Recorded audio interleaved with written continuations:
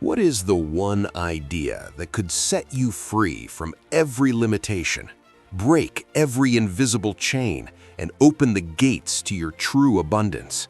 It is this: you already have the power to grow rich because God lives in you. You are not empty, you are not lacking, you are not unworthy. You are a walking, breathing miracle of creation, given full access to infinite intelligence.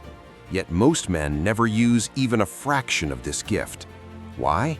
Because they have been conditioned to seek riches outside themselves, instead of realizing that the source of all wealth lies within. Now I want you to pause and reflect. You've been told to hustle, to grind, to sacrifice, and to struggle, but you were rarely told to go within. You were told to pray to a God above, but not to awaken the God within. And that is the cause of much failure. For what you fail to activate, you cannot attract. What you fail to recognize, you cannot release. The principle of Think and Grow Rich is not just about money. It is a spiritual law. It is the realization that what you think, you become. What you feel, you attract. And what you believe, you manifest. But if you think with fear, if you feel unworthy, and if you believe that God is distant, then your reality will reflect that spiritual confusion. That's why the first step to growing rich is not a financial move, it is a mental revolution. And that revolution begins when you accept that you are not separate from God. You are not a beggar waiting for blessings. You are a creator sent to manifest His vision on earth. The moment you see yourself as a divine partner, not a desperate servant, everything begins to change. You stop chasing riches and begin aligning with riches. You stop trying to prove your worth and begin expressing your value. You stop doubting your future and start creating it with precision. Do not mistake this for arrogance. This is divine responsibility. You were not put on this earth to simply survive and obey. You were sent here to build, to create, to inspire, and to thrive. And your success is not only possible, it is required, for it glorifies the infinite intelligence that gave you life.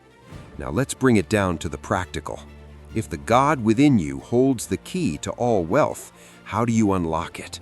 First, by belief, not passive belief, not religious recitation, but active, aggressive, intentional belief. Belief that the desires in your heart are valid, sacred, and implanted by God Himself. If a dream was given to you, it is your duty to pursue it. It's not fantasy, it's instruction.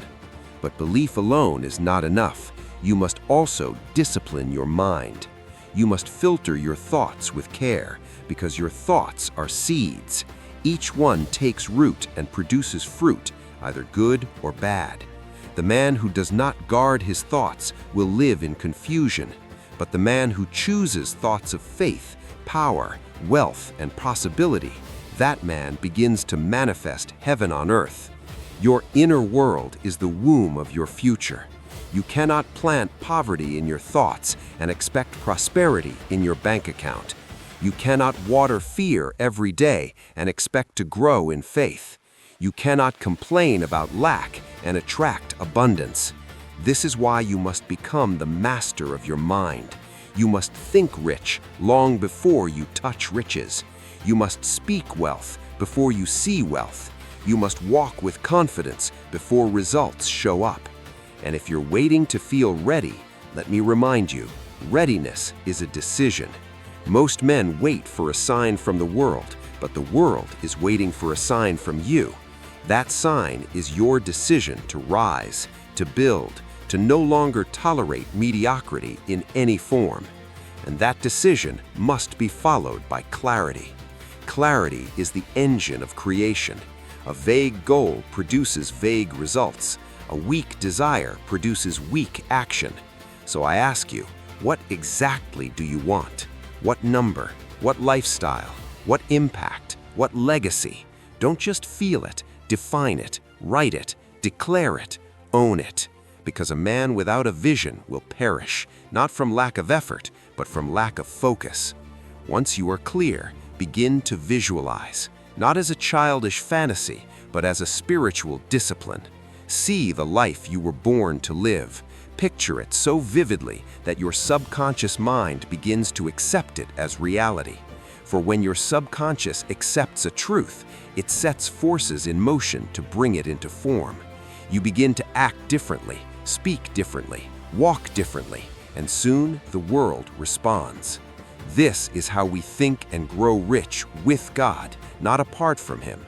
Every step of your success journey is infused with divine intelligence. You are not doing this alone. You are being guided, protected, and elevated by a power that cannot fail. But you must stay connected.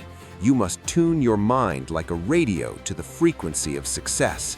If your thoughts are full of guilt, fear, or scarcity, you are tuned to the wrong signal.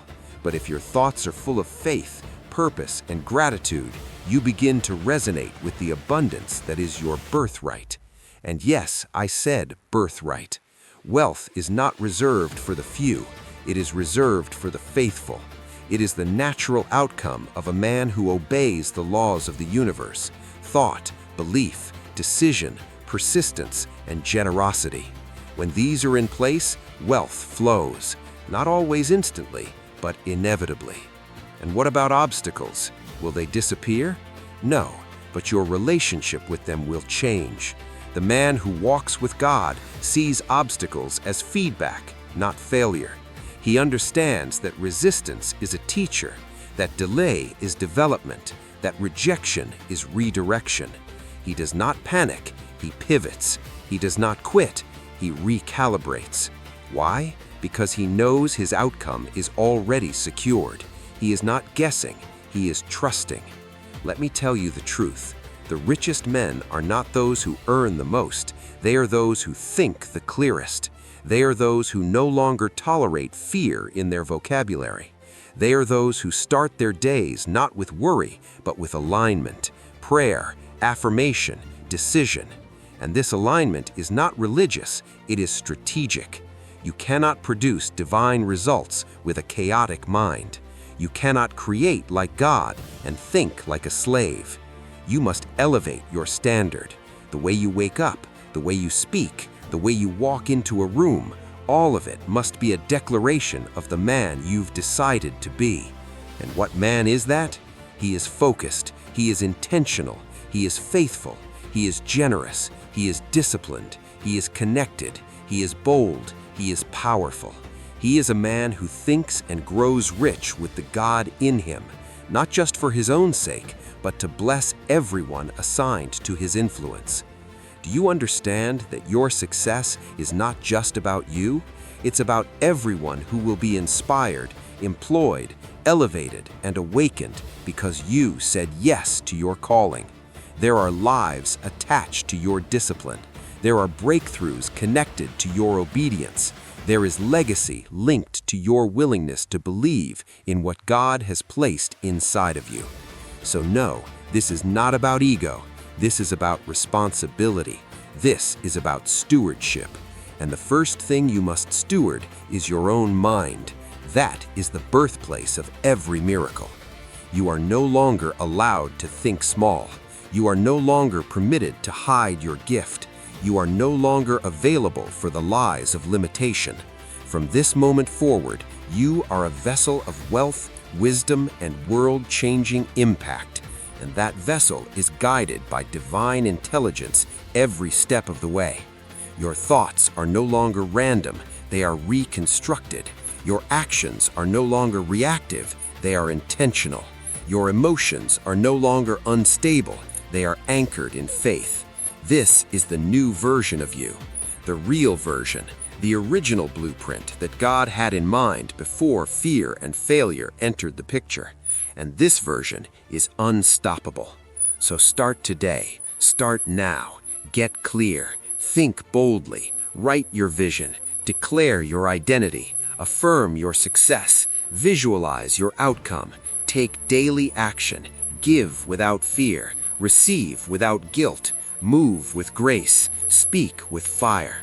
Now that you have declared who you are and stepped into alignment with the infinite, you must now continue forward, not with hesitation, but with full momentum.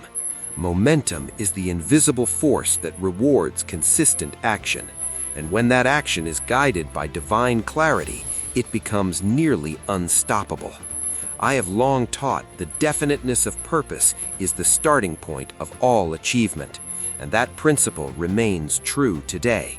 The man who moves with clarity, backed by the God within him, becomes a force the world cannot ignore. Let me ask you, what is your definite major purpose? Can you define it in one sentence? Can you feel it in your bones?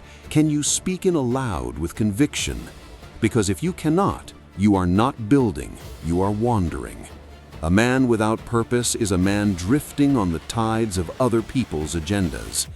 But the man with a definite purpose, inspired by divine desire, becomes a creator in a world full of consumers. And your purpose, your true God-given purpose, will never be something small, selfish, or shallow. It will be deep, rooted in service, expansion, and impact. It will demand growth. It will demand courage. But it will also unlock favor, insight, and energy you didn't know you had. The moment you commit to your purpose, heaven responds. You may ask, how do I know it's the right purpose? And I will tell you, your true purpose is that which won't let you go. It calls you in quiet hours. It awakens you in the middle of the night. It stirs your soul when you see others suffering. It's not chosen, it's revealed. And once revealed, it must be honored with strategy and structure.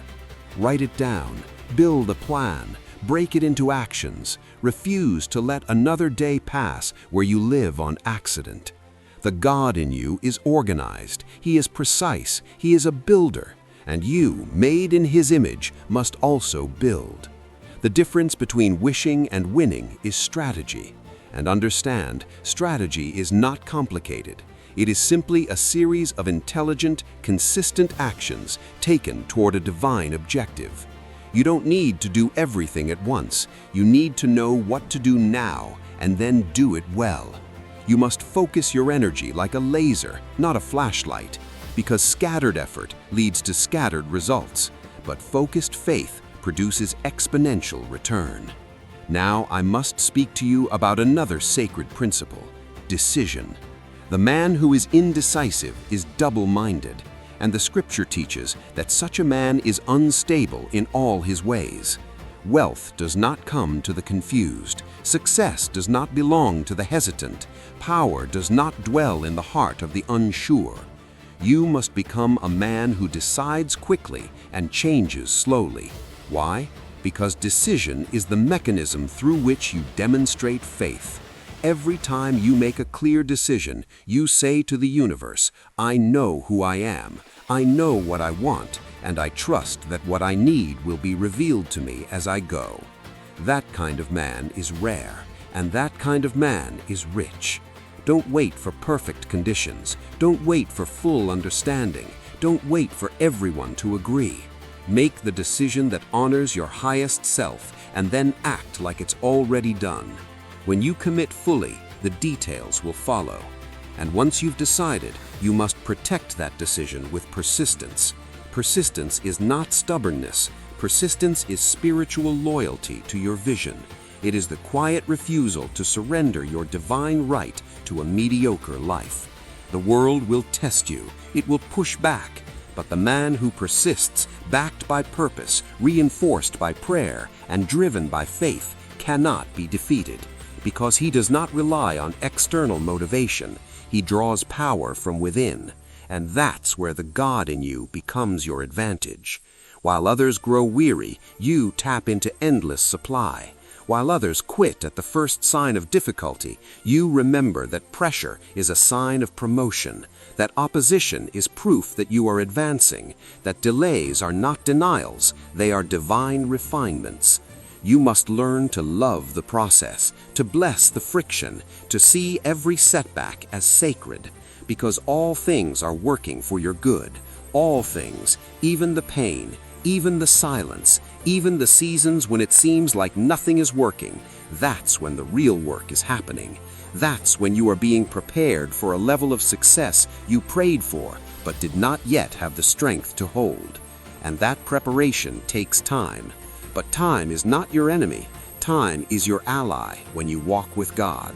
He is not rushed. He is not confused. He is building you into a man who can build empires, not just chase paychecks. He is forging character, not just creating comfort. And if you trust that process, your reward will be far greater than you imagined. Now I must speak to your relationship with money, because most men have inherited beliefs that block their blessing. Money is not evil. Money is not dirty. Money is not ungodly. Money is a tool, a servant, a multiplier. In the hands of a wise man, money feeds families, funds visions, heals communities, and creates legacies. So why are you afraid to claim it? Why do you hesitate to ask for it, earn it, receive it, and manage it with confidence? Because somewhere along the way, you were taught that money and morality are at odds, that to want more is to be greedy, that to be rich is to be corrupt. But I say this to you now, the greatest lie ever told to keep men poor is that wealth is unrighteous. The truth is this: when a righteous man becomes rich, the world gets better. Because his wealth flows through clean hands, it funds solutions, it honors excellence, it inspires others to believe that they too can rise. So from now on, you must see money not as a goal, but as a result of value creation, a result of impact, a result of alignment with spiritual law. And the more value you create, the more money will find you, without strain, without shame, and without apology. And what is the most powerful way to create value? By solving problems. The man who solves problems is the man who earns wealth. That's why you must train your mind to see solutions, not just obstacles. Every challenge you face is a doorway to creativity, and creativity is divine currency. You are a problem solver. You are a leader. You are a thinker. You're not here to work for money. You are here to design systems, to build businesses, to invent, to write, to coach, to lead. Whatever your calling is, know this: the more you grow, the more you earn. The more you give, the more you receive. The more you trust the God in you, the more life will trust you with opportunity. And I will tell you one more thing: your environment matters. The voices you listen to, the people you spend time with, the places you frequent, these things form your atmosphere, and atmosphere affects growth. You cannot grow rich in a toxic environment. You cannot grow rich listening to fear, gossip, laziness, and doubt. You must build an atmosphere of belief in your home, in your mind, in your conversations. Surround yourself with people who speak life. Read books that stretch your mind. Watch teachings that awaken your spirit. Protect your gates, what you hear, what you see, and what you entertain, because your input becomes your inner world, and your inner world becomes your outer results. And if there's no one around you who believes at the level you do, then be the first. Start the movement. Be the light. Be the proof that one man connected to God can change everything. You are not behind. You are not late. You are not stuck. You are simply being called to a higher frequency. And the invitation is clear. Rise up. Think higher. Live richer. Give greater. Decide faster. Move boldly. Because when the man aligns his thought with divine truth, the entire universe moves to reward him. You don't have to wait for anyone's permission. You don't need the applause. You don't need the spotlight. You need only one thing: to believe that the God who made you is the same God living in you. And through that connection, all things are possible. Now write your vision again, but this time make it bigger. Set your goals again, but this time make them bolder. Speak your truth again, but this time make it louder. And act on your plan again, but this time with no hesitation. Because the world doesn't need more noise. It needs you fully activated, fully aligned, and fully alive. And that version of you, he is coming. He is ready. He is already here. Now we arrive at the place where few ever do, not because they lack potential, but because they lack endurance. You see, it is not intelligence or talent or even opportunity that separates the wealthy man from the average man. It is spiritual stamina, the decision to stay the course even when it's hard, to walk in faith even when the evidence is thin, to believe in the unseen while building in the physical. And this stamina doesn't come from your willpower alone. It comes from your alignment with God. A man who is deeply connected to the divine does not need constant motivation. He has revelation. He does not crumble at delay. He understands that all things work together, not just the good things, but the setbacks, the silence, the waiting, because everything that feels like resistance is often refinement, and refinement makes room for real wealth. The kind of wealth that doesn't flee in a crisis, the kind of wealth that can't be stolen by inflation, the kind of wealth that outlasts your own lifetime. Because the richest men in the world are not remembered for how much they earned, but for how much they built, for how deeply they impacted, and for how much they served. So if you desire to grow truly rich, with the God in you guiding every move, then you must be more than a moneymaker.